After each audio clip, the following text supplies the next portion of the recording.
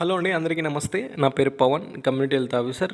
The Lancet ప్రముఖ medical journal అనమాట. అంటే పబ్లిక్ హెల్త్ ఇష్యూస్ని, మెడికల్ హెల్త్ ప్రాబ్లమ్స్ని ఎప్పటికప్పుడు రీసెర్చ్ చేసి మనకి జర్నల్లాగా పబ్లిష్ చేస్తుంది. సో దాన్ని బట్టి మనం అవేర్నెస్ చెందొచ్చు. సో అలానే డయాబెటిక్ గురించి ఒక ప్రముఖ న్యూస్ పేపర్లో ఈ విధంగా పడింది. అంటే how should India tackle diabetic load. అంటే ఇప్పటికే ఇండియాని డయాబెటిక్ క్యాపిటల్ లాగా పిలుస్తారు కాబట్టి, ఎందుకంటే హ్యూజ్ నెంబర్స్ డయాబెటిక్ ఉన్నవాళ్ళు మన ఇండియాలో ఉన్నారు.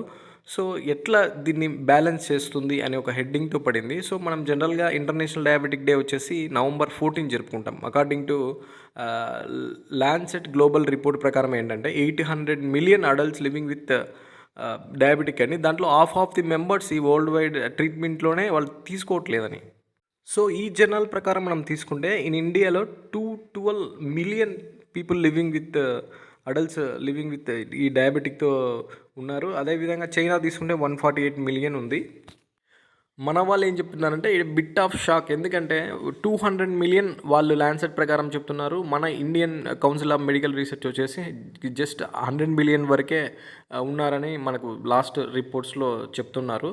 సో దీన్ని బట్టి ఏమవుతుందంటే ఈ ల్యాన్సెట్ అనేది ఆ WHO పార్ట్నర్షిప్తో కండక్ట్ చేసింది గ్లోబల్ రిపోర్ట్ని. అదేవిధంగా వీళ్ళు యూజ్ చేసిన టెక్నిక్స్ ఏంటంటే అదే HbA1c మనం యావరేజ్ 6 months యావరేజ్గా మనకి చెప్తుంది. సో మన ఇండియా వాళ్ళు ఏం చెప్తున్నారంటే ఈ HbA1c చేయడం వల్ల మోస్ట్లీ ఎక్కువ మందికి షుగర్ తేలే అవకాశం ఉంది, 6.5 వచ్చే అవకాశం ఉంది. ఎందుకంటే గ్లైకేటెడ్ హిమోగ్లోబిన్ ఎక్కువ ఉండే అవకాశం ఉందని వీళ్ళు చెప్తున్నారు. So at the same time but India ఏంటంటే ఈ fasting glucose, post prandial with oral glucose tolerant test దీనిపైన డిపెండ్స్ అయిపోయి మన వాళ్ళు చెప్పిన రిజల్ట్స్ అవి అని మన ఇండియా వాళ్ళు చెప్తున్నారనమాట. సో ఏది ఏమైనా మొత్తానికి ఫ్యాక్ట్ ఏంటంటే డయాబెటిక్ అనేది ఇండియాలో లోడ్ ఎక్కువైపోయింది ఆల్రెడీ. సో ఇప్పుడు మనం ఫీల్డ్ లెవెల్లో ఎంతమందికి మనం వచ్చిన తర్వాత డయాబెటిక్ బయటపడిందో మనమే చూసుకోవచ్చు. హండ్రెడ్స్లో ఉన్నాయి నెంబర్స్. సో అదేవిధంగా ప్రాపర్ ట్రీట్మెంటు టెస్టింగ్ అనేది వాళ్ళకి ఎంత మటుకు ఉందనేది మనం ఆలోచించుకోవాల్సిన విషయం అంట. ఒకవేళ ఇంత డయాబెటిక్ లోడ్ని మెయింటైన్ చేయడం ఫెయిల్ అయితే కాన్సిక్వెన్సెస్ ఎలా ఉంటాయంటే సివియర్ లైఫ్ థ్రెటనింగ్ కాంప్లికేషన్స్ ఉంటాయి. లైక్ హార్ట్ డ్యామేజ్ కానీ, ఐస్ డ్యామేజ్ కానీ, కిడ్నీ డ్యామేజ్ కానీ, పెరిఫెరల్ నర్వస్ సిస్టమ్ డ్యామేజ్ కానీ, ఇవన్నీ ఆల్రెడీ మనం కొన్ని కేసులలో చూసింటాం. అదేవిధంగా in the absence of effective treatment లేకపోతే యాంప్యుటేషన్స్ కానీ, హార్ట్ డిసీజెస్ కానీ, కిడ్నీ డ్యామేజ్ కానీ, విజన్ లాస్ కానీ, ప్రీమెచ్యూర్ డెత్స్ కానీ ఇవన్నీ జరుగుతాయి. ఈ యాంప్యుటేషన్స్, హార్ట్ డిసీజెస్ని ఒక కంట్రీ మేనేజ్ చేయాలంటే వెరీ వెరీ డిఫికల్ట్.